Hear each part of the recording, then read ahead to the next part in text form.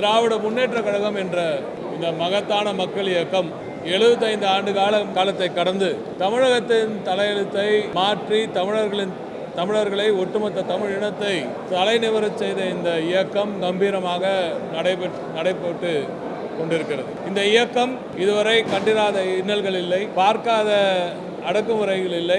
எல்லாவற்றையும் கடந்து பெரியார் வழியில் அண்ணா அவர்கள் துவங்கிய இந்த மாபெரும் மக்கள் இயக்கம் முத்தமிழறிஞர் கலைஞர் அவர்கள் வழியில் வந்த இன்றைய எங்களது ஈடு இணையற்ற கழக தலைவர் அவர்களின் மேற்பார்வையில் இந்திய துணை கண்டமே ஏன் உலகமே வியந்து பார்க்கும் திராவிட மாடல் ஆட்சியை தந்து கொண்டிருக்கும் நமது முதலமைச்சர் அவர்களின் நல்லாட்சியில் தமிழகத்தில் இருக்கிற கடைகோடி மக்களும் அனைத்து தரப்பு மக்களும் பரவலாக்கப்பட்ட வளர்ச்சியை கண்டு கொண்டிருக்கும் இந்த வேளையில், எல்லாருக்கும் எல்லாம் கிடைத்து கொண்டிருக்கும் இந்த வேளையில், திராவிட முன்னேற்ற கழகம் துவங்கப்பட்ட நாள் முதல் தம்பி வா, உன்னை இந்த இனத்துக்காக ரத்தம் சிந்த அழைக்கிறேன் என்று கம்பீரமாக அழைத்தாரே பேரறிஞர் அண்ணா. அந்த வழியில் இன்றும் இந்த இயக்கத்தின் மாபெரும் தலைவர் அடுத்த கட்டமாக இந்த இனத்தை வளர்த்தெடுப்பதற்கு, அடுத்த கட்டமாக இந்த இயக்கத்தை முன்னேற்றுவதற்கு தமிழகத்தின் எதிர்கால நலனை பாதுகாப்பதற்கு இந்த இயக்கம் புதுப்பிக்கப்பட வேண்டும், புதிய ரத்தம் பாய்ச்சப்பட வேண்டும், இந்த இயக்கம் பாதுகாக்கப்பட வேண்டும். கலைஞர் அவர்கள் சொன்னார், இந்த இயக்கம் இருக்க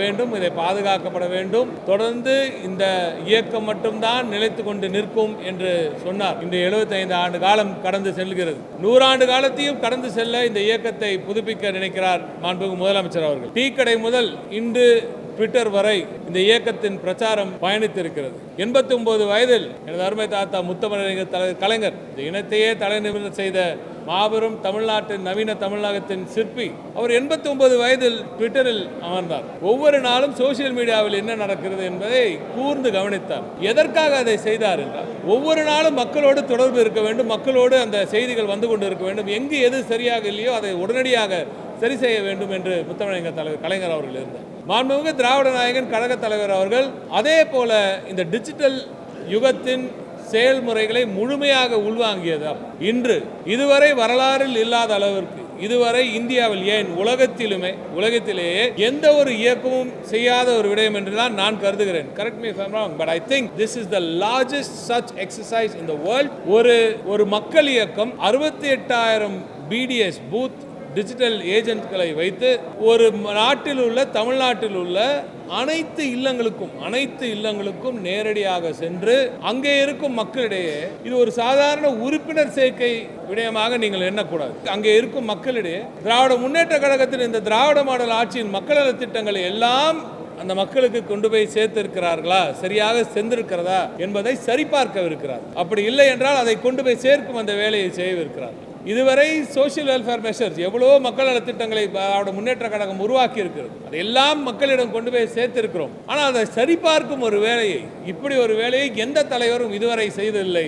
அப்படிப்பட்ட மகத்தான ஒரு தலைவராக திராவிட முன்னேற்ற கழகத்தின் தலைவர் இன்று தமிழ்நாட்டின் முதலமைச்சர் மு.க. ஸ்டாலின் அவர்கள் இன்று திகழ்கிறார். இதில் இந்த டிஜிட்டல் யுகத்தை முழுமையாக பயன்படுத்துகிறோம். எனவே இன்று ஒரு மாபெரும் பயணத்தில் இறங்கி இருக்கிறோம். இந்த இனத்தை எதிர்த்து வரும் எதிரிகளையும், இந்த இனத்திலேயே இருந்து கொண்டு நம்ம இனத்துக்கு துரோகம் செய்யும் துரோகிகளையும் முறியடிக்க வேண்டிய மகத்தான பயணத்தில் இறங்கி இருக்கிறோம். அவர்களின் எண்ணங்களை முறியடிக்க வேண்டிய ஒரு பயணத்தில் இறங்கி இருக்கிறோம். இந்த பயணத்தின் வழியாக இந்த இனத்திற்காக, தமிழினத்திற்காக, தமிழ்நாட்டின் எதிர்காலத்துக்காக, தமிழ் மக்களின் எதிர்காலத்துக்காக, ஒட்டுமொத்த தமிழ்நாட்டின் வளர்ச்சிக்காக நீங்கள் எல்லோரும் ஓரணியில் திரண்டு தமிழ்நாட்டிற்காக நிற்க விரும்புகிறீர்களா என்ற அந்த கேள்வியை மக்களிடையே கொண்டு போய் சேர்க்க போகிறோம். இந்த இனத்தின் எதிரிகள், இந்த இனத்தை அழிக்க வேண்டும் என்று துடித்துக் கொண்டிருக்கும் எதிரிகள், கூடவே இருந்து குடிபறிக்கும் இந்த துரோகிகள், இவர்கள் எல்லாரையும் முறியடிக்க வேண்டும் என்றால் நீங்கள் ஓரணியில் திரள வேண்டும். அந்த அணியின் தலைவர் மு.க. ஸ்டாலின் அவர்கள் இருக்க வேண்டும். இருந்தால் மட்டும்தான் விடியல் என்ற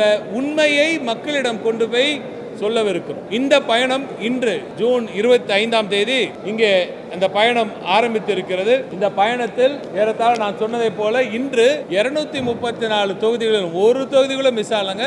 எல்லா தொகுதிகளிலும் இருந்து எங்களது ஐடி விங் திராவிட முன்னேற்ற கழகத்தின் தலைவர் அவர்கள் இந்த பணியை திராவிட முன்னேற்ற கழகத்தின் இந்த இளைஞர் அணிக்கு அடுத்தபடியாக இளைஞர் அணிக்கு துணையாக நிற்கும் ஒரு மாபெரும் அணியான திராவிட முன்னேற்ற கழகத்தின் தகவல் தொழில்நுட்ப அணிக்கு இந்த பணியை வழங்கியதற்கு முதல் எனது நன்றியை தலைவர் அவர்களுக்கு திராவிட நாயகன் அவர்களுக்கு தெரிவித்துக் கொள்கிறேன். இந்த பணியை இன்று 234 OTNAC எனப்படும் இந்த ஒரு அணியில் தமிழ்நாடு அசெம்பிளி கோஆர்டினேட்டர் அந்த தொகுதி பார்வையாளர்களை இன்று நியமித்து அவர்களுக்கான ஒரு ட்ரைனிங் செஷன் நடத்தியிருக்கோம் 25ஆம் தேதி. அடுத்ததாக இந்த 234 பேரும் 27ஆம் தேதி அன்று துவங்கி 27, 28, 29 3 நாட்கள் மிக பிரம்மாண்டமாக அனைத்து தொகுதிகளிலும் அங்கே இருக்கும் வாக்குச்சாவடி BDS பூத் டிஜிட்டல் ஏஜென்ட்டுகளுக்கு அவர்கள் ஒரு ட்ரைனிங்கை கொடுக்க இருக்கிறார். அந்த ட்ரைனிங் செஷனில் 3 நாட்களாக ஒரு கிட்டத்தட்ட 300 அதிகபட்சமாக பார்த்தீங்கன்னா ஒரு 300 தொகுதி இருக்கு, 300 பூத்துகள் இருக்கும், பகுதிகள் பாகங்கள் இருக்கும். அந்த 300 பாகங்களுக்கு ஒரு 100 பிரிச்சுக்கிட்டு இல்லை 250 அதுக்கேற்ப பிரிச்சுக்கிட்டு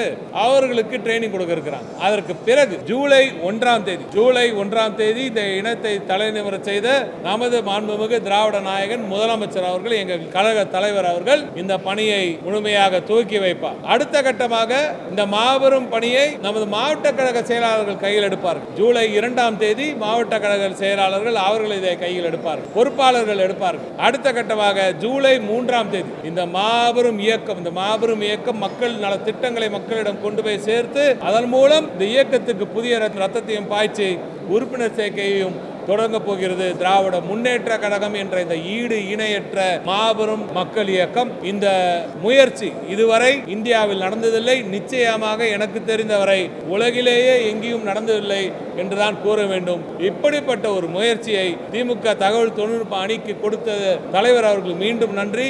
எதிரணியில் இருக்கும் பலருக்கு பூத் ஏஜென்ட்டே இல்லாமல் இருப்பாங்க, BLA 2ன்னு சொல்லுவாங்களே அதுவே இல்லாமல் இருப்பாங்க. ஆனால் திராவிட முன்னேற்ற கழகத்துக்கு மட்டும்தான் அதுவும் தவிர இன்னும் அதை தாண்டி BDSன்ற இந்த புதிய ஒரு பொறுப்பையும் உருவாக்கி தரும் அந்த தெம்பு, அந்த திராணி, அந்த தகுதி திராவிட முன்னேற்ற கழகம் என்ற இந்த மாபெரும் இயக்கத்துக்கு தான் இருக்கிறது என்றது எங்களுக்கு பெருமை. இந்த பெருமைக்குரிய விடயத்தில் எனது ஐடி விங் தோழர்கள் மிக சிறப்பாக பணிபுரிந்து எல்லா பகுதிகளிலும் இருக்கும் இந்த பொறுப்பு அமைச்சர்கள் எல்லா மாவட்ட செயலாளர்களின் கருத்துக்களை கேட்டு மிக பிரம்மாண்டமான வெற்றியை இந்த இயக்கம் பெறும். இதன் மூலம் ஏறத்தாழ 2 கோடி இல்லங்களுக்கு நாங்கள் நேரே செல்லவிருக்கிறோம். இதன் மூலம் 1 கோடிக்கும் மேல அதிகமான குடும்பங்களை இந்த ஓர் அணியில் ஈர்க்க போகிறோம். மாபெரும் மக்கள் இயக்கமான திராவிட முன்னேற்ற கழகத்துக்கு நிச்சயமாக இதன் மூலம் 2 கோடி பேருக்கு மேல ஒரு புதிய உறுப்பினர்கள் வந்து சேர்வார்கள் என்ற நம்பிக்கையில் இறங்கி இருக்கிறோம். மகத்தான வெற்றியை ஓர் அணியில் தமிழ்நாட்டை நாங்கள் நிச்சயமாக சேர்த்தே தீர்வோம் என்று இந்த பணியில் இறங்கியிருக்கிறோம். எங்கள் தலைவர் அவர்களின் ஆட்சியுடன் நிச்சயமாக மகத்தான வெற்றியை ஓர் அணியில் தமிழ்நாடு என்ற இந்த முயற்சி நிச்சயமாக பெறும். 2 விஷயம் முக்கியமாக இதில் கேட்க போகிறோம். அதாவது ஒன்றிய அரசு உங்களுக்கே நல்லா தெரியும், சமீபத்தில் நடந்த ஒரு விஷயத்தையே சொல்கிறேன். கீழடி அகழாய்வு முடிவுகளை ஏற்க மறுக்கும் ஒரு ஒன்றிய அரசோடு இங்கிருக்கும் நான் சொன்ன அந்த துரோகிகள் என்று சொன்ன அந்த விடயம் உங்களுக்கு புரிந்திருக்கும் நினைக்கிறேன். இங்கிருப்போர் நம்மவர்களே அங்கே போய் உட்கார்ந்து கொண்டு அந்த காணொலியை எப்படி பார்க்க முடிந்தது என்று எனக்கு தெரியவில்லை. அப்படிப்பட்ட ஒரு நிகழ்வும் நடக்கிறது. கல்விக்கான நிதியும் மறுக்கப்படுகிறது. இந்த செய்தியை பட்டி தொட்டி முதல் எல்லா பகுதிகளுக்கும் கொண்டு போய் சேர்க்க வேண்டிய கடமை எங்களது கடமை. இதே களத்தில் நிச்சயமாக ஒவ்வொரு வீட்டிலையும் சென்று ஒன்றிய அரசின் இந்த போக்கை வெளிச்சம் போட்டு மக்களுக்கு காட்டுவோம். அதை தாண்டி நமது நலத்திட்டங்கள் எல்லாம் மக்கள் நலத்திட்டங்கள் எல்லாம் சென்றடைந்திருக்கிறதா என்பதையும் நிச்சயமாக சரிபார்ப்போம். அவங்களாம் எங்களுக்கு தகுதி எங்க கூட வார் செய்கிற அளவுக்கு தகுதி கிடையாது அவங்களுக்கு.